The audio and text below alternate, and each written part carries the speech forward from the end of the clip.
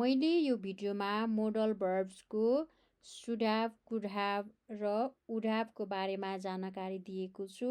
यदि तपाईहरूलाई थाहा छैन र यिनीहरूको बारेमा बुझ्ने इच्छा छ भने तपाईहरूले यो भिडियो हेर्न सक्नुहुन्छ है त। should have, could have र would have को प्रयोग गर्दा यी भर्ब्सहरूको पछाडि past participle अथवा V3 नै राख्नुपर्छ है त। Number 1 should have plus past participle।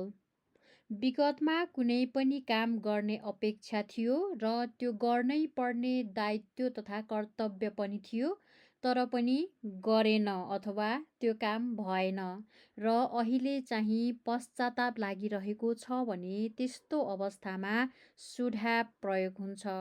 जस्तै you should have studied, तिमीले पढ्नु पर्ने थियो। यसको मतलब के हो त भन्दाखेरि तिमीले चाहिँ पढ्नै पर्ने थियो तर पढेनौ, त्यसैले गर्दा अहिले चाहिँ पश्चाताप लागिरहेको छ। अर्को we should have gone on time, हामी समयमै जानुपर्ने थियो तर हामी गएनौँ, त्यसैले गर्दा काम गर्न भ्याएन।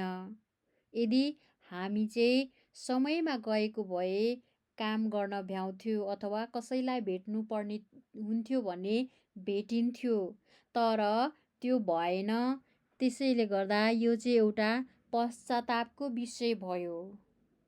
Number 2 could have plus past participle। यसले चाहिँ विगतमा कुनै पनि काम गर्नको लागि सम्भावना पनि थियो र क्षमता पनि थियो, त्यसैले गर्दा उसले चाहिँ त्यो काम गर्न सक्थ्यो तर गरेन भन्ने जनाउँछ। यसको एक्जाम्पलमा हेरौँ, I could have helped you, म तिमीलाई मद्दत गर्न सक्थेँ।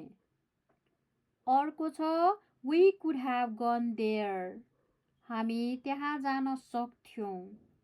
Number 3 would have plus past participle।